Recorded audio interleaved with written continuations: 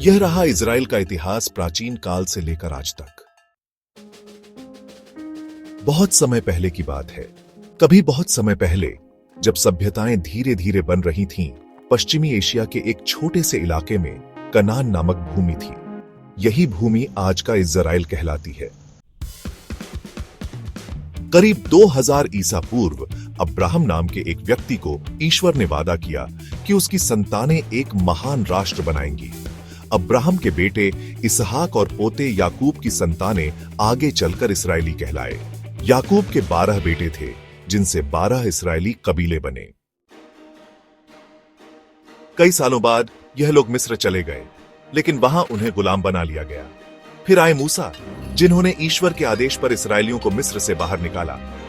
इसे एक्सोडस कहा जाता है। मूसा ने उन्हें 10 आज्ञाएं दी और कनान लौटने की राह दिखाई।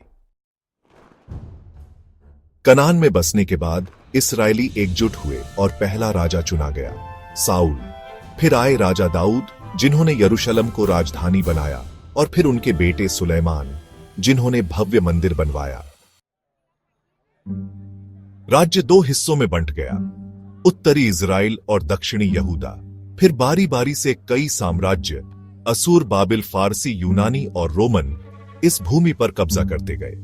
रोमन काल में 70 ईस्वी में यरूशलेम का मंदिर नष्ट कर दिया गया और यहूदी दुनिया भर में फैल गए। लगभग 2000 साल तक यहूदी लोग अपनी पवित्र भूमि से दूर रहे, लेकिन उनके दिल में इजराइल की याद और यरूशलेम की चाह हमेशा जिंदा रही। 19वीं सदी में यहूदियों ने सियोनिज्म आंदोलन शुरू किया। यह सपना था इजराइल को फिर से बसाने का। द्वितीय विश्व युद्ध और होलोकॉस्ट के बाद दुनिया को यहूदियों की हालत समझ आई। 1948 में संयुक्त राष्ट्र की मंजूरी से इजराइल एक स्वतंत्र देश बना, लेकिन उसी दिन अरब देशों ने हमला कर दिया और तभी से इजराइल को अपनी पहचान और सुरक्षा के लिए लगातार संघर्ष करना पड़ा। 1948, 1967 और 1973 में बड़े युद्ध हुए। 1967 में 6 दिन के युद्ध में इजराइल ने यरूशलेम, वेस्ट बैंक, गाजा, सिनाई और गोलन हाइट्स पर कब्जा कर लिया। धीरे धीरे कुछ जगहें वापस दी गईं, लेकिन फिलिस्तीनी मुद्दा अब भी सुलझा नहीं है।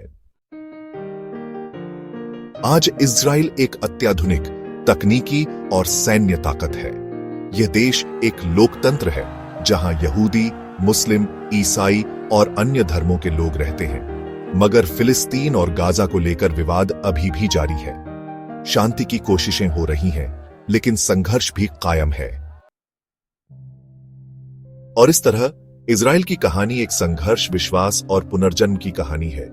एक प्राचीन सभ्यता जिसने बार बार खुद को मिटने नहीं दिया और आज भी एक नई सुबह की ओर देख रही है।